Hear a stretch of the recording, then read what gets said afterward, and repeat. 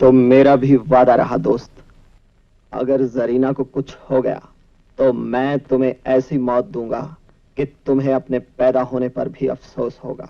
ताराचंद बरजातिया एक फिल्म बना रहे थे और उस फिल्म का नाम था एजेंट विनोद और वो आधारित थी जेम्स बॉन्ड पे।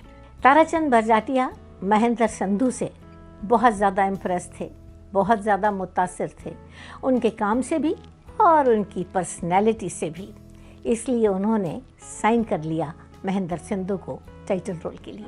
वक्त के साथ मैं हर रंग में ढल सकता हूँ, जिद पे आऊँ तो रुख हवा का बदल सकता हूँ। चाचा जान, एक बहुत मशहूर शेर याद आया, कहो तो सुनाऊं? मुद्दई लाख बुरा चाहे तो क्या होता है, क्या होता है? वही होता है जो मंजूर खुदा होता है। मुझे मिस्टर सक्सेना के पास ले चलो। Come on, move.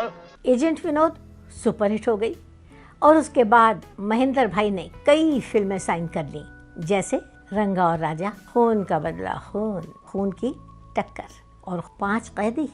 उम्र बढ़ने के बाद महेंद्र संधू ने कैरेक्टर रोल्स नहीं किए, जितनी भी ऑफर्स आती थी वो इनकार कर देते थे और कहते थे कि मैं कैसे एक्सेप्ट करूं, मैं शानदार हीरो रह चुका था, फिर मैं कैरेक्टर रोल्स क्यों करूं। ये तो वही बात हो गई कि एक दफ़े चीफ मिनिस्टर बनने के बाद किसी को कहा जाए कि अब तुम आमदार बन जाओ, ये किसी को भी गवारा नहीं हो सकता। दोस्तों, हम आपको ये बता दें कि 1976 में महेंद्र संधू ने शादी कर ली थी, लव मैरिज।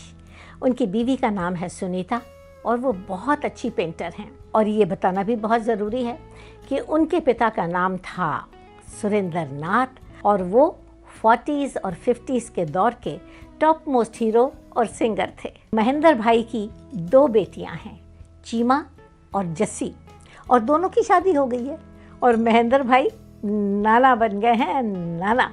और दोस्तों, ये तो हम आपको बता ही चुके हैं कि महेंद्र भाई को विरसे में ढेर सारी प्रॉपर्टी और ज़मीनें मिली हैं पटियाला में, और आजकल वो कंस्ट्रक्शन का बिजनेस करते हैं और हॉलीडे होम्स बनाते हैं और बहुत खुश हैं।